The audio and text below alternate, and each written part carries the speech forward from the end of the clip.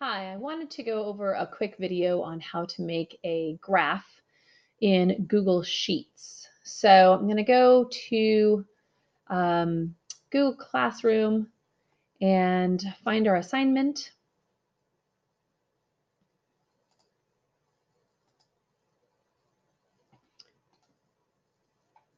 And when you get to this assignment, you needed to click on the carbon tracking dice game. I actually made each student a copy. So when you click this open, you'll notice, you won't see it on my sheet, but when you click it open, it'll have your first name and your last name. It will then say unnamed. So I'd like you to add first name, last name, and then add carbon tracking dice game to that label. To do this, you've got to decide what you want to graph. Simply, if you just wanted to do the one class period, you go ahead, highlight that task, and then go over to the chart button. When you hit insert chart, you can click that and it will determine whether you want a column chart, which is what we call a bar chart, a pie chart, which is a bad idea because we don't have every single carbon pool that exists on Earth, or a line graph or any assortment thereof.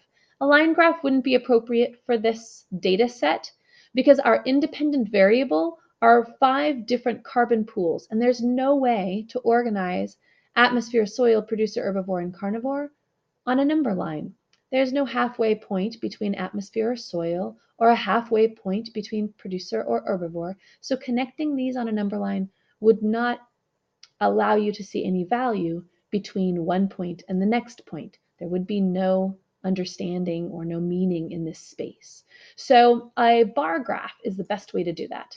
Now, I do want to mention, if you bar graph on its side, if you do what we call a horizontal bar graph, then you're going to miss points because that means that you've got your dependent variable down here on the x and your independent variable over here on the y, and that's the exact opposite of what we've been working hard to make certain that we fight. We want to make sure that we've got a typical vertical bar graph with our independent variable, which was carbon pool, listed down here on our x, and our visits down here on the right-hand side.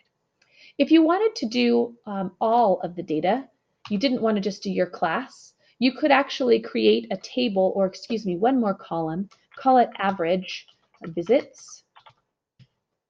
And then to do that, you can let the computer help you with your totals. If you wanted to calculate it yourself, you add up 47 plus 42 plus 49, divide by 3, and you'll get the average and type it in here. I would prefer to let the computer do it for me, so I'm going to click in this box. I'm going to go over here to the functions button, pull it down, and go to average. That's going to say, okay, the computer can do this for me. Then I need to grab the data that I want to make an average. I'm going to grab this and drag all the way across and let go and hit the enter button. And then it will automatically calculate the average for 47, 42, and 49. If you want this to happen for all of your rows, then go ahead, put your clicker one more time in this box, grab this little drag down menu and pull that all the way, and it'll do it for you. My numbers look a little bit funny because they went to multiple decimal places, so we can clean that up by coming up here and decreasing the number of decimal places. So you've got your visits. Now, for you to graph this information, you have to take this data and put it in a separate table. So let's grab this. We're going to copy it. I'm going to put it right over here. And then I'm going to grab this data and I'm going to copy it. There might be a chance it doesn't like this when I copy it. Nope, it doesn't like it at all. So I'm going to go ahead and type it in, average visits. The reason why I didn't like it this time was because these are calculations from a function key. So I'm not very good, or I'm not really certain how to actually cut and paste this properly and let it show. So I'm just going to retype this in. 46 was my first, 22, 37, 14, and 5. So now we've got our average visits for all 3 of our class periods for each of the 5 carbon pools. To graph that, I highlight all the information, including the headers.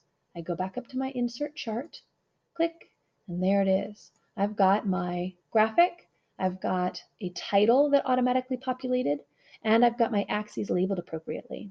If you didn't like that title, you could come over to Customize, go down to Chart and Axis Titles, Pull that down, and then you can change the chart title. If you didn't like the horizontal axis or the x-axis, you could also change that. If you didn't like the vertical axis, you can come down here and change that. You can make any of those adjustments. Instead of doing it there, you can also just directly click on it and make the change. So make those calls, finish that up, and make sure that you hit submit tonight on your final assignment.